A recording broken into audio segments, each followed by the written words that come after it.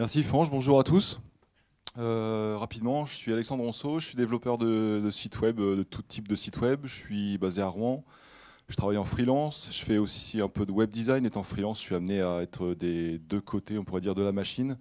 Côté client, interface utilisateur, et aussi côté machine, tout ce qui est système. Franche parlait de Drupal, PHP, etc. On va aborder aujourd'hui, on a déjà eu pas mal de bonnes informations que je vais pouvoir peut-être un peu compléter sur la question technique. Ludovic vous a parlé de responsive web design, il n'est pas trop rentré dans les détails, donc je ne sais pas si on va pouvoir aller un peu plus loin. Puis on a vu des gros défauts ergonomiques avec Olivier. On va pouvoir aussi voir quelques exemples. On parle de web mobile ici, mais en fait on pourrait aussi considérer la question un peu plus largement. C'est que en fait, c'est la taille des écrans qui se multiplie aujourd'hui. Pas seulement mobile et tablette. On peut peut-être penser un peu plus loin que ça aussi. On va voir tout à l'heure pourquoi. C'est qu'en fait, on est parti de là. Enfin, on n'est pas tout à fait parti de là non plus. Ces ordinateurs-là, je ne sais pas s'ils allaient vraiment sur Internet au départ. On est parti de sites web qui étaient uniquement adaptés aux ordinateurs, avec des largeurs fixes. On savait que la majorité des gens avaient des ordinateurs, des écrans de telle taille. On faisait des sites tout carrés, tout était fixe. Et en aucun cas, on pouvait adapter la taille de l'écran, enfin en tout cas le rendu du site, à d'autres tailles d'écran. Sauf qu'aujourd'hui, on n'a plus seulement les ordinateurs de bureau, qui ont d'ailleurs des écrans parfois tout petits jusqu'à très grands, les ordinateurs portables, les smartphones, tablettes, on en a parlé. On a peut-être, vous avez déjà chez vous des télévisions connectées ou des consoles de jeux qui permettent d'aller sur le web. Et il y a aussi des choses un peu plus... moi, j'en ai pas encore rencontré. Il y aura des écrans sur des arrêts de bus qui pourraient permettre d'afficher du web. Et là, on est sur des formats vraiment délirants en termes de taille. Comment votre site il va se comporter si un jour il est affiché sur un écran géant? Ça, on n'y a jamais vraiment pensé. Et puis, il y a peut-être des choses qui peuvent se faire dans des voitures. Alors là, ça amène aussi d'autres termes d'usage, mais je vois de plus en plus de tablettes dans les voitures. Voilà. Donc il y a de plus en plus de types d'écran, de plus en plus de taille de type d'écran. On va voir comment on va pouvoir jouer avec tout ça. Mes chiffres, ils sont peut-être un peu dépassés. Ludovic, il avait des bons chiffres. Ce qu'on peut peut-être signaler d'intéressant dans tout ça, c'est qu'il y a plus de 50% des Français qui ont un smartphone. Les tablettes, je n'ai pas les chiffres. On est à peu près, moi j'ai 8% des visites web de la totalité des sites en France, à peu près 8-10%, qui sont donc les sites sont vus avec des mobiles, donc smartphones et tablettes. Ça fait quand même 10%, ça fait un utilisateur sur 10, il n'est pas à négliger cet utilisateur-là. Et il n'y aurait que 15% des sites optimisés, mais il y en a un de vous deux qui a cité 23% tout à l'heure, je crois, dans le cadre de ton benchmark. Alors après, forcément, c'est variable selon votre site et les moyennes générales. On va commencer par quelques exemples. J'ai pris des boutiques américaines, parce que je n'ai pas été chercher plus loin que les quelques exemples que j'avais. On a là un site de vente de cravates en ligne. Ça rejoint le premier chiffre que Ludovic nous a montré tout à l'heure. Ce site-là, il a été transformé en responsive et ils ont gagné 40% de chiffre d'affaires. Et en fait, je vais vous montrer ce qui se passe. Là, on est sur la version du site sur un écran d'ordinateur. Et si on rétrécit la fenêtre, on voit qu'il se passe des choses et que l'interface n'est plus la même. Donc pour faire court et simple, le responsive web design, c'est ça. En haut, on voit trois icônes. On a le panier, un petit utilisateur et la recherche. Et quand on passe sur une version, on va dire un peu plus large, ça va être la version tablette par exemple. On a ici le moteur de recherche et ici le panier. Et les fonctions qui sont liées à l'utilisateur sont ici. Donc si on vient voir ce site sur un mobile, on a accès à ces fonctions-là. On peut voir le panier, les fonctions utilisateurs et la recherche. Là, l'utilisateur, il est complètement confortable pour accéder à ces fonctions-là. On a accès ici, sur la version ordinateur, à toutes les catégories de cravates qu'on voit ici. Il y en a pour tous les goûts, on dirait. Et quand on passe à une version plus petite, on peut naviguer tout simplement à l'intérieur des catégories de cette façon-là. Donc on perd aucun contenu, tout est visible et adaptatif, adapté du coup. Ah, j'ai perdu mon... Est-ce qu'il y avait d'autres choses intéressantes à noter sur ce design-là? Je ne sais plus où il y avait cette partie-là qui était pas mal. On a ici en version écran large, on a 3 colonnes là. Les cravates populaires, alors après je ne sais pas trop traduire l'anglais, donc on a trois types de produits là, 3 catégories. Et quand on passe en version sur un écran moins large, elles sont positionnées différemment. Et on a encore parfaitement accès au contenu. Pour rebondir sur ce qui a été dit avant, dans chaque configuration d'écran, qu'il soit large ou peu large, on a accès au contenu de manière confortable.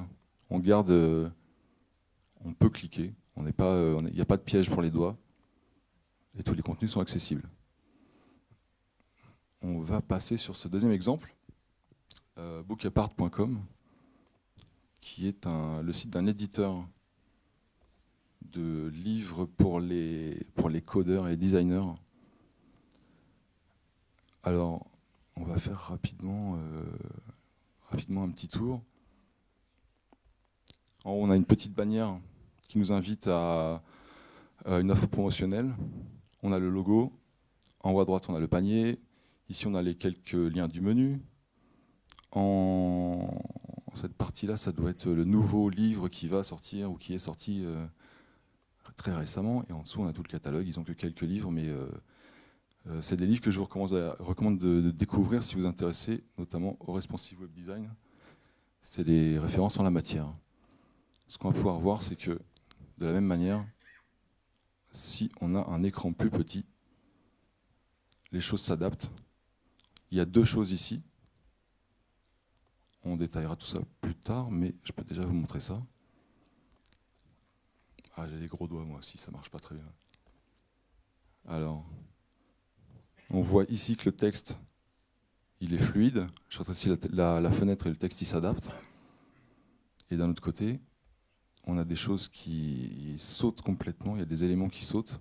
Notamment ici, on a les produits sur 2 colonnes. Et j'ai toujours des gros doigts. Ça, c'est le problème des trackpads plutôt que les souris. C'est encore un problème d'ergonomie. Et en rétrécissant encore la fenêtre, quand on est sur un mobile, on doit avoir à peu près quelque chose comme ça. On a une colonne de produits. Ça reste parfaitement navigable. Les boutons sont assez gros pour être cliqués. Et voilà, le confort, il reste là. On va passer un peu à l'explication un peu technique de tout ça. On ne va peut-être pas aller trop loin non plus. On pourra peut-être laisser un peu plus de place aux questions pour voir ce qui vous intéresse, ce qui vous interpelle sur les côtés techniques, si vous avez des questions. Responsive design, ça veut dire, on pourrait dire 2 choses. C'est à la fois fluide, mais pas forcément, et adapté à l'écran. Donc ce terme responsive, c'est un terme anglais qui ne veut pas dire grand-chose en français. On peut le traduire rapidement par adaptatif ou réactif. Adaptatif dans le sens où le contenu et les services proposés sont adaptés à la taille de l'écran et à l'écran en lui-même. Réactif dans le sens où il y a une réaction de l'interface par rapport à l'écran. Le responsive web design, Ludovic nous a montré les résultats, mais il ne nous a pas vraiment expliqué comment ça avait été construit, tout ça, la démarche. J'imagine que vous avez commencé par considérer d'abord les contenus, puisque c'est ce qui est principal. On est sur un site de e-commerce, qu'est-ce qu'on a envie de mettre en avant? Forcément, on ne va pas commencer par les mentions légales, on va commencer tout de suite par la boutique, les produits phares par exemple, ou ceux qui se vendent le mieux, ou ceux qu'on a envie de vendre en premier. Et le meilleur moyen pour considérer l'architecture de l'information, c'est de commencer par la version mobile. On parle alors de mobile first. Alors il y a eu toute une époque où tout était first. On peut considérer ces 2 choses-là en premier. Content first, donc le contenu en premier, et mobile first, le mobile, donc le smartphone en premier. Ça veut dire qu'on va commencer par créer l'interface du site web sur mobile, parce que c'est là où on a la plus grande contrainte. On a une toute petite largeur d'écran. On ne peut pas mettre grand-chose, on ne peut pas mettre des colonnes dans tous les sens et des boutons partout. On a très peu de place. Donc on va se concentrer sur cet espace-là qui est tout petit pour y mettre l'essentiel et que ce soit fonctionnel. Et après, on va penser cet espace-là en plus grand, disons tablette, et après la version écran plus large. Et du coup, on reste sur le même design, c'est vraiment la même chose, c'est le même contenu, c'est le même design. Juste les éléments graphiques vont s'adapter en agrandissant la fenêtre. Même si là, je vous ai fait la démonstration inverse on commence par l'ordinateur pour aller vers la tablette. Lors de la conception, on le pense à l'envers. Et puis, Olivier nous a aussi parlé de ça. On est sur du mobile et donc aussi sur de l'ordinateur. On doit penser à la fois à la souris et le tactile. Notamment, on avait encore jusqu'à il y a très peu de temps, on en voit encore des sites web avec des menus déroulants. Ils se déroulent quand on passe la souris au-dessus du menu. Et là, le menu s'affiche. Mais quand on ne peut pas survoler un élément avec les doigts, qu'on peut juste cliquer, ben, l'élément déroulant, en fait, il n'existe pas du tout, on ne peut pas y accéder. C'est des choses aussi à prévoir. On va passer aux avantages avant de parler des quelques inconvénients. J'aurais pu le faire à l'envers, ça aurait peut-être été plus pertinent. On va le faire à l'envers. Les inconvénients du responsive web design, ils peuvent être en rapport avec deux choses, avec un site dédié uniquement au mobile. C'est une chose qui se fait. On peut envisager d'avoir un site web pour ordinateur de bureau et un site web mobile, mais ce n'est pas forcément recommandé, à moins d'avoir deux usages vraiment séparés et pertinents, mobile et position assise ordinateur. Généralement, si vous avez un site, vous allez avoir envie de partager, d'offrir aux visiteurs le même service sur tout support. Quelqu'un en parle d'interopérabilité des supports et d'accessibilité garantie à tous vos contenus. On peut aussi, on en a rapidement parlé tout à l'heure, comparer le responsive web design, donc d'avoir un site web qui s'adapte à toutes les surfaces, à une application native. Les inconvénients du responsive, donc du site web, ça va être qu'il n'utilise pas toutes les capacités de la machine.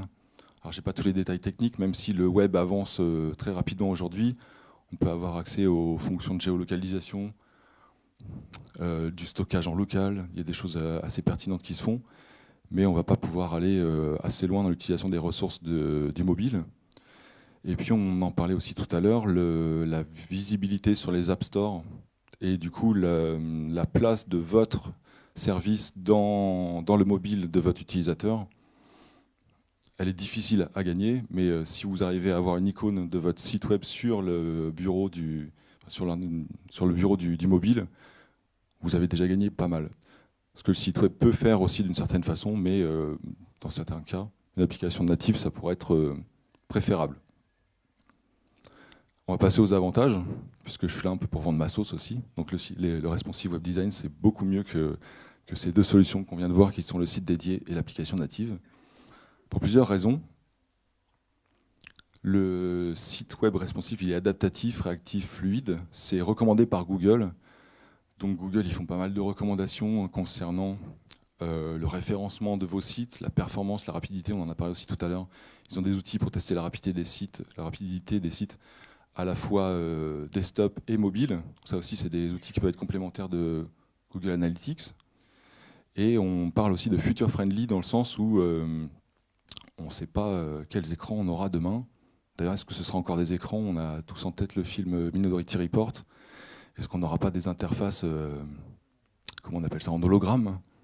On n'aura plus des écrans. Donc, a priori, si on pense aujourd'hui de manière responsive, on va pouvoir être plus pertinent et plus à même de coller aux interfaces du futur. Même si bon, ça reste que de la prospective. On a aussi rapidement parlé de faire des agences et des freelances. C'était pour pointer le doigt sur le fait qu'ils font très peu de tests utilisateurs. Et ça, c'est vrai, et il faudrait qu'ils en fassent plus. Par contre, pour ce qui est du responsive web design, ils sont prêts. Les méthodes techniques sont simples, elles sont standardisées. Pas tout, mais presque. Auquel cas, la plupart, la grande majorité aujourd'hui des agences et des développeurs qui font du web peuvent vous accompagner pour transformer votre site, s'il est uniquement ordinateur aujourd'hui, vers mobile et tablette.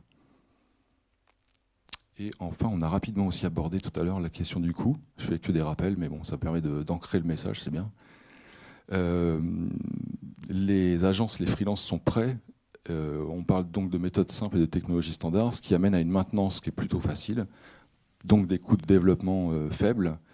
Et un autre avantage, c'est qu'on est indépendant des App Store, parce que pour l'avoir, votre petite icône à l'intérieur du téléphone de l'utilisateur, il va falloir avoir la validation, notamment de Apple. Je ne sais pas comment ça se passe chez Android, mais je sais que chez Apple, ça se passe comme ça. Il se peut que votre application elle soit refusée pour des raisons parfois subliminales. Et il y a aussi des délais d'attente. Vous allez avoir envie d'avoir votre application qui va sortir. Alors dans les agences de communication, on connaît ça. On fait tout pour la veille. On veut avoir notre application pendant 2 semaines, mais sauf que Apple, il prend 1 mois et demi, 2 mois à valider l'application pour qu'elle soit disponible sur l'App Store. Quand on veut un site web responsive, ça reste un site web, il est accessible par une URL. Donc on est sur quelque chose d'universel. Votre utilisateur, il a l'URL, il peut aller sur le site et le consulter où il veut. Et je vais terminer sur quelques ressources avant vos questions. On a parlé rapidement du site web Bookapart, qui édite des très très bons bouquins. En français, ils sont aux éditions Erol. Vous les trouverez partout. Ça, c'est les références. C'est plutôt accessible même pour les non-techniciens. Et puis quelques sites web qui sont d'ailleurs, je crois, en grande partie les auteurs des bouquins qui sont à découvrir. Merci à tous.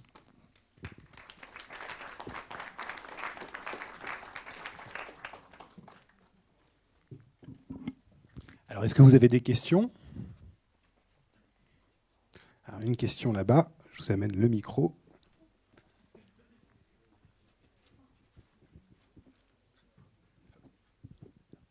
Merci pour la présentation. Qu'en est-il de la compatibilité avec les anciens navigateurs, Internet Explorer 8, 7 et 6, qu'on trouve encore dans beaucoup d'administrations? Est-ce que vous pouvez nous dire un petit mot là-dessus, s'il vous plaît? Pour ce qui est du responsive web design, alors on va repartir peut-être sur différents points. Le responsive web design, on pourrait considérer que c'est une couche supplémentaire au CSS, donc le langage, ou au JavaScript aussi, CSS et JavaScript, les langages qui permettent de mettre en forme la page web. Auquel cas, les vieux navigateurs n'en seraient pas impactés. Maintenant, il y a aussi des techniques qui permettent d'utiliser les points de rupture et le côté fluide de l'interface pour l'adapter aux anciens navigateurs. L'idée ici du responsive web design, c'est de cibler les navigateurs récents. Et il y a des possibilités c'est complètement faisable de s'adapter même à Internet Explorer 6, qui est complètement dépassé depuis très longtemps, mais qui est encore vivace. Ouais. C'est complètement faisable. Après, c'est les problèmes techniques, on va peut-être passer les détails, mais c'est faisable. Ouais. Sans trop non plus de toute façon, Internet Explorer, par défaut, c'est un gros problème pour les intégrateurs. Donc si le site doit être responsive et marcher sur Internet Explorer 6, ce sera quoi qu'il arrive un problème, mais on fait avec. Une autre question? Alors, moi j'avais une petite question, je ne sais pas si tu auras, c'est toi qui devrais y répondre, sur les pages d'atterrissage par rapport aux smartphones, parce qu'on a vu qu'il y avait de plus en plus de smartphones, on a vu que les newsletters sont toujours très très utilisés, et donc du coup, qu'est-ce qui se passe quand on lit une newsletter et qu'on arrive justement sur un site en responsive? Il y a peut-être deux questions dans ta question. Eh bien, je te laisse y répondre toutes les deux. La sous-question, c'est peut-être que tu reçois des emails en HTML, donc des emails tout bien mis en page avec des belles images et plusieurs colonnes, etc., mais qu'ils ont été pensés pour un écran large, auquel cas sur ton smartphone, c'est illisible. Tout à fait, ça c'était la première question, tout à fait. Est-ce qu'on peut faire une newsletter en responsive design? Il y a des gens qui font ça très bien, ouais, ça peut se faire. Moi, je ne suis pas spécialiste en la matière, c'est un peu ardu. Mais il y a des techniques, il y a des gens qui cherchent dans ce sens-là et ça se fait. On peut avoir des newsletters qui s'adaptent à la fois à un écran large et à un écran très très fin. Et l'autre côté, du coup, oui, tu reçois un email t'invitant à voir un site. Forcément, tu ouvres beaucoup des emails dans ton smartphone où il y a beaucoup de gens qui ouvrent leur mail dans leur smartphone. Ça veut dire que ce lien-là, il va être lu sur un mobile.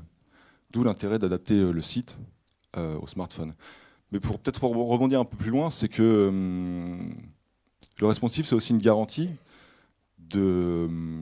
d'afficher vos contenus pour tous les utilisateurs, quelle que soit leur machine, comme vous faites de l'accessibilité pour afficher vos contenus à tous les utilisateurs, qu'ils soient déficients visuels ou autres. De la même manière que vous faites du référencement pour afficher vos contenus à la fois aux utilisateurs, mais aussi à Google. L'idée, c'est que vos contenus, on fait du web, donc que le contenu soit universel et qu'il puisse toucher tout un chacun. Peut-être que vous êtes dans une niche où vous vendez des skis, donc les unijambistes n'ont pas forcément à acheter des skis, donc vous faites peut-être pas... c'était pas un bon exemple. Les aveugles, peut-être qu'il y a peu d'aveugles qui font du ski, donc vous n'allez pas cibler la niche du site web à adapter pour les aveugles. Tu vois pas où je veux en venir? C'est pour dire que rechercher l'universalité, je vais y arriver à le dire, l'universalité du site web, ça va forcément vous amener à toucher plus d'utilisateurs, donc mécaniquement à augmenter votre chiffre d'affaires si vous avez une boutique. Très bien. Est-ce qu'il y a une autre question dans la salle? Ludovic. J'ai peut-être la réponse, mais avoir l'avis d'un expert, c'est toujours mieux. Quand on pense responsive design, est-ce qu'il vaut mieux imaginer son site en termes d'interface plutôt dans une logique de contenu organisé horizontalement ou verticalement? Est-ce qu'il y a des contraintes qui font qu'il vaut mieux aller dans un certain sens dans l'organisation de sa page, où le responsive design permet de faire absolument tout en termes de fantaisie, de hiérarchisation des contenus, de photos? C'est plutôt libre. On a vu des interfaces assez dingues. Forcément, c'est encore récent, donc il y a des gens qui cherchent. Tu as notamment, on ne faisait pas ça il y a encore 2 ans, le fait d'avoir un bouton menu en haut à gauche ou à droite. Tu cliques dessus et le menu, en fait, il vient glisser sur l'écran. Tu as ça sur l'application de Facebook, je crois. Enfin, il y a pas mal de sites qui le font aujourd'hui. Donc tu peux tout à fait envisager d'avoir des panneaux latéraux qui te permettent de naviguer, ou bien en vertical. Et quid des sites où il y a beaucoup de photos? Là, tu vas avoir des problèmes de performance. Donc il va y avoir un travail qui va aller au-delà du responsive. Ils sont basés principalement sur le visuel. Parce que là, du coup, ouais. À un moment, quand le visuel il disparaît, le site n'a plus d'intérêt. Effectivement. Il y a plusieurs choses à faire là-dessus. Qu'est-ce que je dirais? On peut envisager du coup d'utiliser des techniques un peu plus pointues pour avoir un diaporama plein écran sur le mobile, d'inciter l'utilisateur à passer le mobile en paysage. Il y a plein de choses à faire, ouais. Il va y avoir des problèmes de performance si tu es avec ton mobile en 3G et que tu veux voir un site où il y a beaucoup de photos, pour les avoir en bonne qualité, ça n'est pas forcément adapté. Eh bien, merci beaucoup, Alexandre.